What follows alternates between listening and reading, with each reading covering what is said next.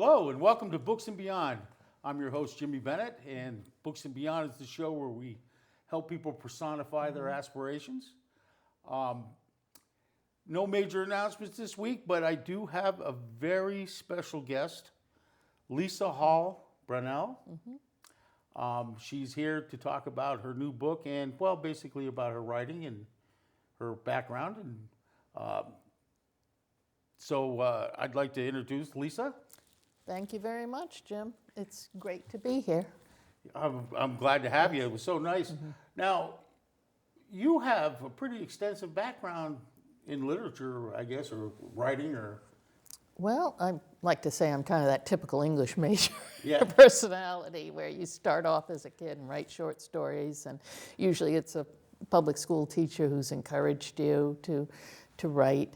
And I was always editor of something, the school newspaper, the college newspaper, the graduate school newspaper. Yep. So I got into writing and editing that way. And later in life, I'm turning to my first love, which is fiction writing, which I see as kind of storytelling. Now, you used to be the director of publications for the Mystic Seaport? Actually, I was director of media relations at Mystic Seaport, and for about 8 or 9 years.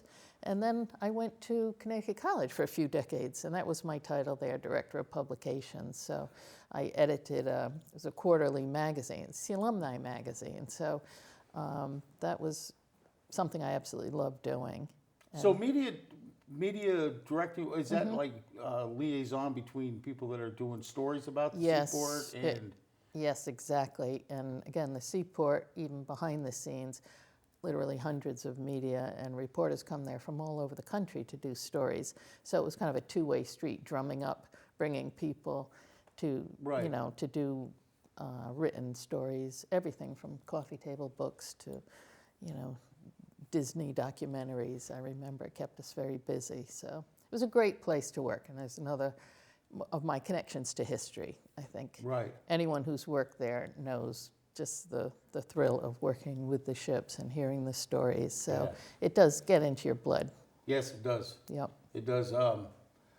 I actually was actually working on a story about, one of the stories I was working on was the 3 men who started the old Mystic Historical Association, who actually eventually formed the Mystic Seaport. Yes. It was pre-Seaport time. But it's kind of interesting. I've been doing a little research on that. And stuff. Oh, that's great. In College, you... Yes, I graduated and went to College, then graduated to a different institution.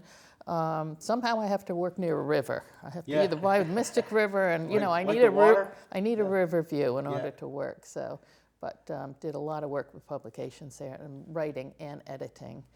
And it sounds funny, but I always say I like the smell of printer's ink. And most of my jobs involved some type of publication. And just because I felt an affinity for the printed word, whether it's on a website or in a book. Yep. And your College magazine was Yes, that's still going strong. I don't know if it comes out about quarterly. And at least when I was putting it out, it was about an 80-page magazine. So you had feature writers. We hired a lot of freelance writers, the photographers, and people who could write features and do interviews. So literally interviewed hundreds of people who were alumni of the college. So I really enjoyed that. But at some point I moved on and went back to my original plan to be a writer. Okay. Well, that's good. I mean, it's fascinating to me, people that editors and publishers and stuff like that. I don't know how they couldn't want to write a book, That's true. I think, you know what I mean? I've never had any experience doing editing or publishing or anything like that, but, I love to write, obviously, Yes, I definitely. keep going. So part of what you do now too is you belong to groups, a writers group. Yes. Tell me about the Mystic Writers Group. Well, I think it's been around about 5 or 6 years, and it's a group of writers. Many of their names would be familiar to your listeners because some have worked at the Day, some have been editorial writers or opinion writers. Others have published books, like Susan Keatsman has done maybe 5 novels based in Connecticut. So it's a combination of memoir writers, former journalists, and a sprinkling of fiction writers like me.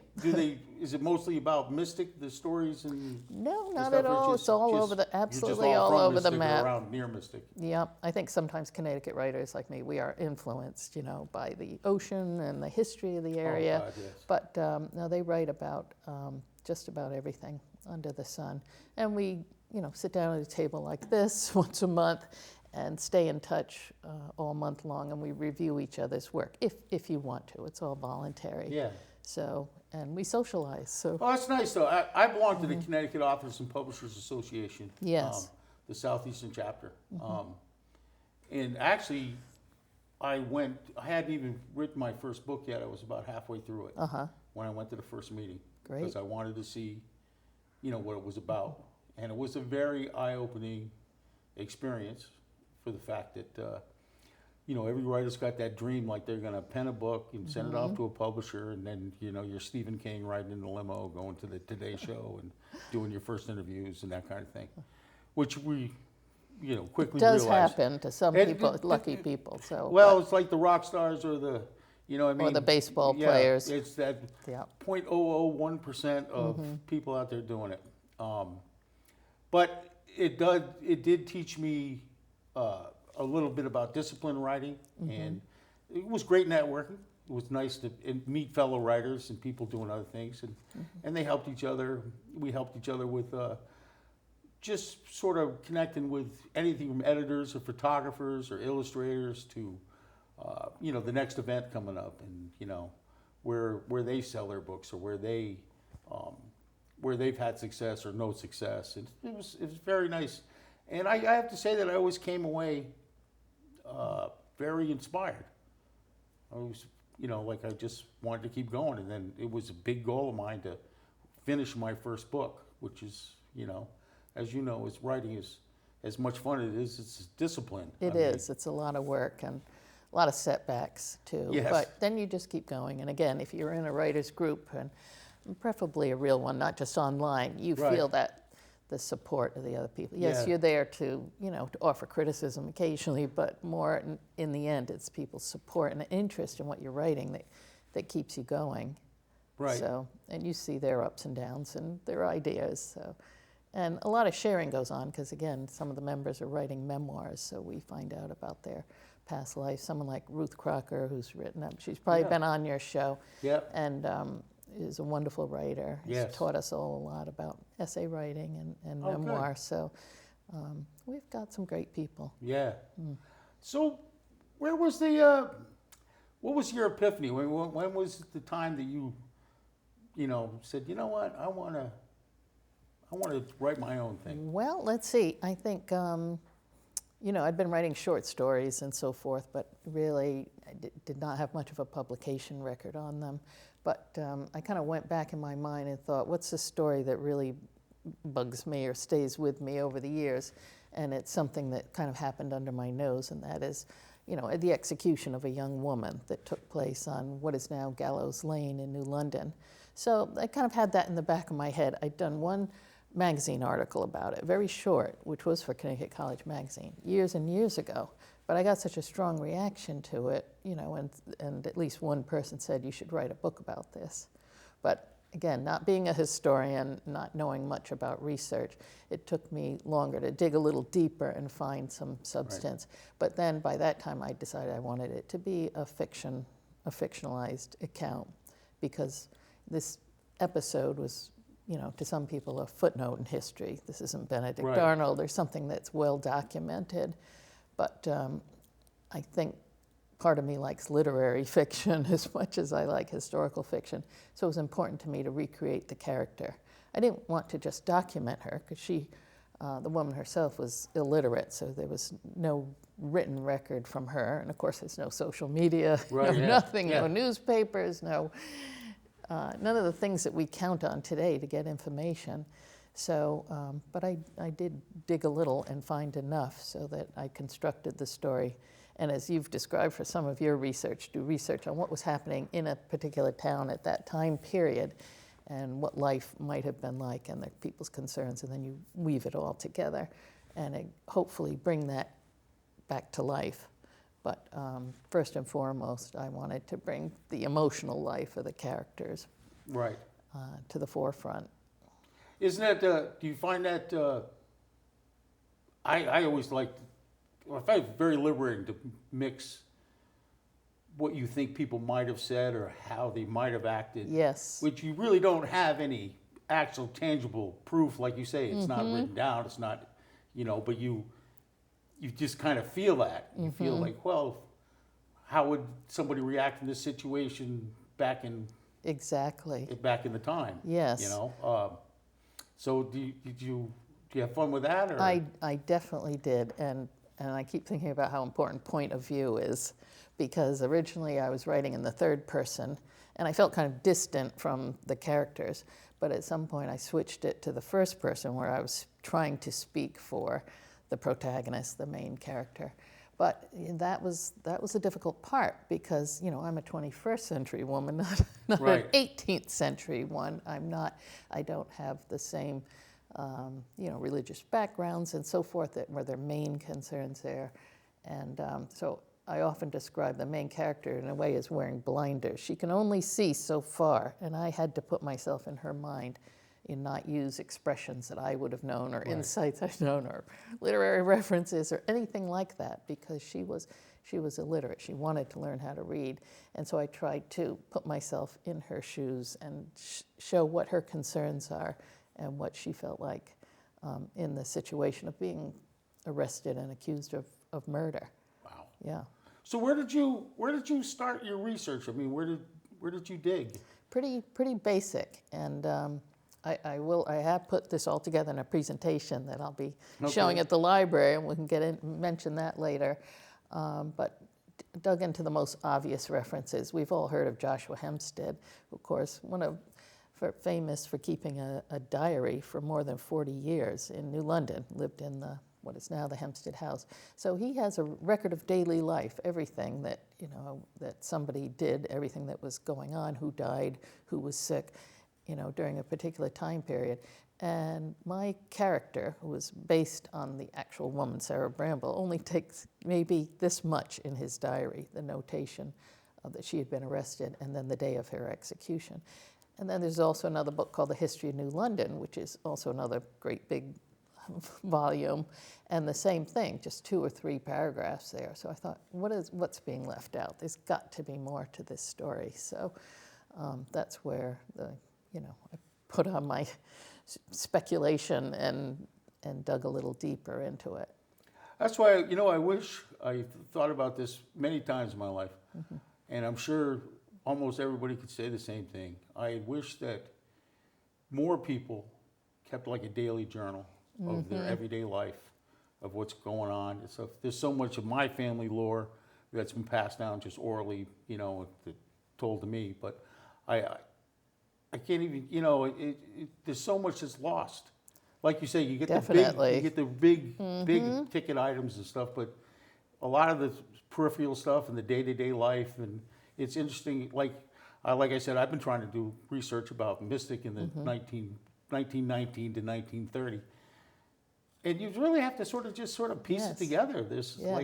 I haven't found anything where anybody sat down and said, I remember my father-in-law, who was in his late 80s, telling stories about when he was a kid before the hurricane and that type of thing, the 38 hurricane. So those little stories like that help. But you just don't find everyday people, writing things down. And very few women kept journals, apparently. I did read from some of them, but it just didn't happen. And then Benedict Arnold burned New London,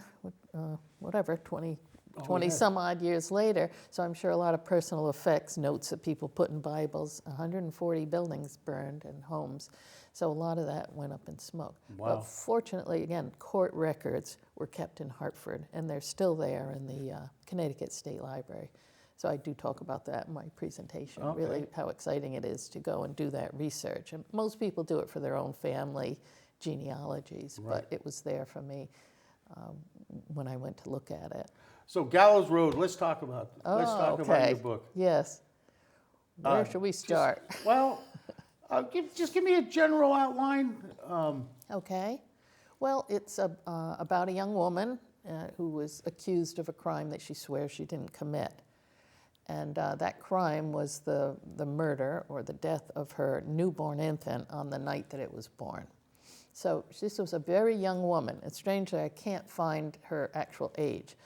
The character who inspired me, whose name is Sarah Bramble. And she herself was an illegitimate child. She was illegitimate, illiterate, unbaptized, and also an indentured servant. So she had a lot of strikes against her in that society here. And by being an indentured servant, she was committed by contract to serve a master for 7 years at a time. So, and like many children, she was indentured at age 7. That was the minimum age that you could leave your child with someone and do up a legal document and have them basically in someone else's care for 7 years. But so that was the only life that she knew, was as a servant. And long story short, because there were certain things that are not known, including the exact location of her grave, her exact age, and of course the biggie, who was the father of her child. So I had those 3 mysteries in my mind, and again, eventually decided I'm going to create a fictional character who's very much like her. So I created a character named Mercy Bramble, because I saw that name on a lot of old gravestones. Right. And it came up in a lot of old sermons, which I also read to get in the mood for that time period. And Mercy was always written with a capital M, so I thought it'd be a little ironic, since in the end, society did not show her any mercy, or a jury of 12 men. Wow. But she was on trial twice, and that's the other unusual thing. So, we know that doesn't happen normally, but the jury couldn't reach a verdict the first time. She was in prison for an entire year after that, so for a total of 20 months in a small jail in New London, and eventually she was executed. So, wow. But the court only met once a year. There were all these things that we just wouldn't say, well, why would that take so long? But I've learned a lot about how what that situation was like. Well, I'm a little fascinated. One thing you just said, I didn't realize. You said indentured servants were entered into contracts Yes, as early as the age of 7. correct. So Now you see, I don't know why, but my ancestor, the first Bennett in America, came in 1639 on to Gardens Island as an indentured servant. there you go. Hundreds, But thousands the story, of people. family story, is they pulled him out of debtor's prison, and so he took 7 years indentured servant. But I thought it was more of a sentence or a punishment.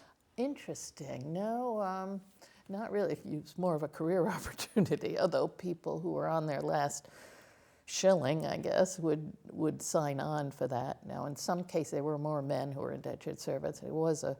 They received some training if you apprenticed to a printer, for example, and you would come out with something in the end, or a piece of land. But no, they were free in the sense that but they could not leave. They were during that 7 years of service, and they couldn't marry. So I don't want to give it all away.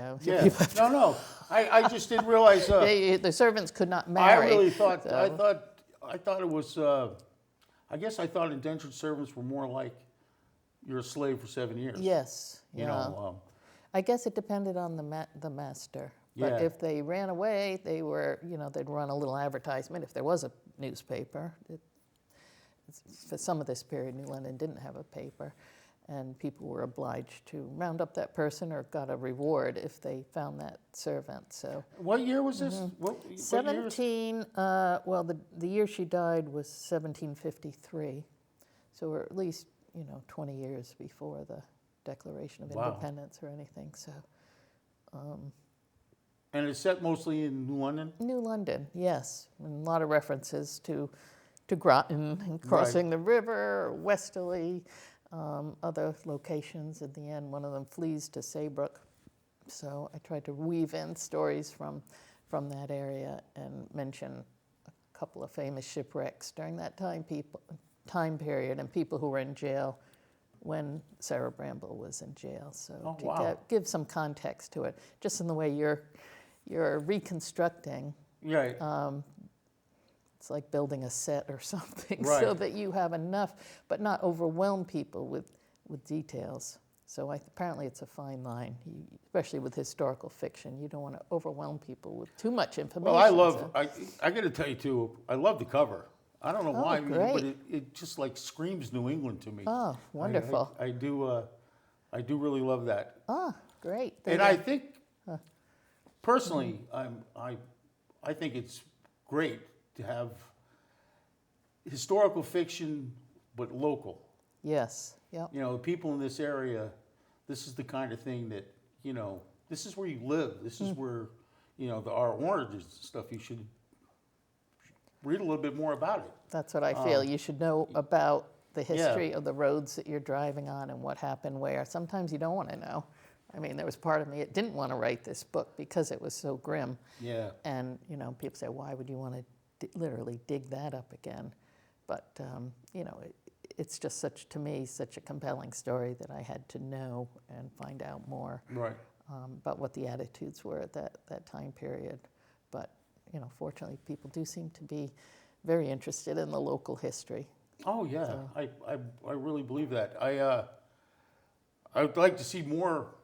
You know, I believe even like in the curriculums in our schools and stuff. Yes. Sometimes it's very broad. I think that they should almost sort of narrow it down to a little bit more of a. One of the men in Kappa is actually, he writes for the East Line, but he's actually used to teach archaeology, and he used to take his class out to these sites where, like an old blacksmith shop was, or something like Yes. that, and they would dig things up and find things and learn more about the history of the area, That's which great. is, you know, it's something to pass on to your children too, and you know, gives you more of a, I don't know, a sense of belonging in your community, right? Exactly. I think, you Yeah, know? I think we overlook. I mean, it depends on who you are. If you work at a historical site, obviously you have a lot of Right. depth of information, but the average person probably just, you know, crosses the bridge every day. Yeah. Goes to work, doesn't really think about where these highways came from and how old they are, the Boston Right. Post Road or the road to Norwich, and what happened along those roads, and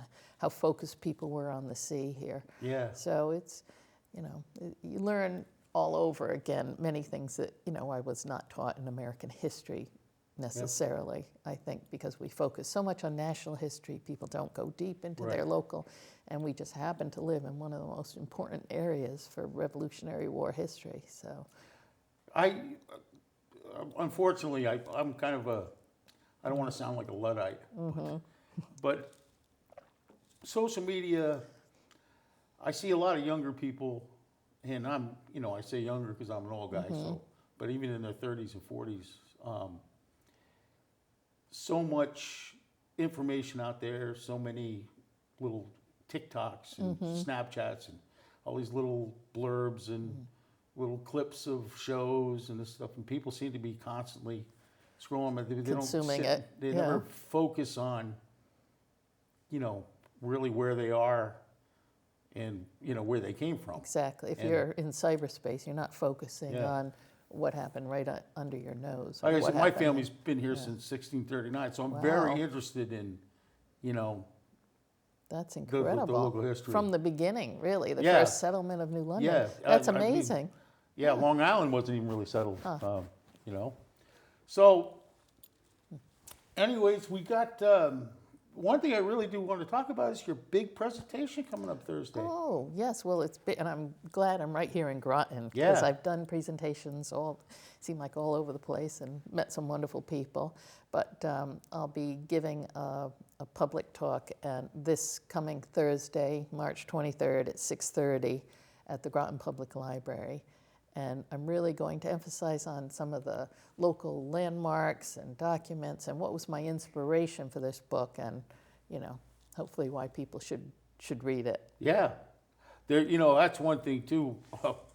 You know, when you think about it, I think it was Jim Streeter, the town historian, we were talking one time. Oh, yes.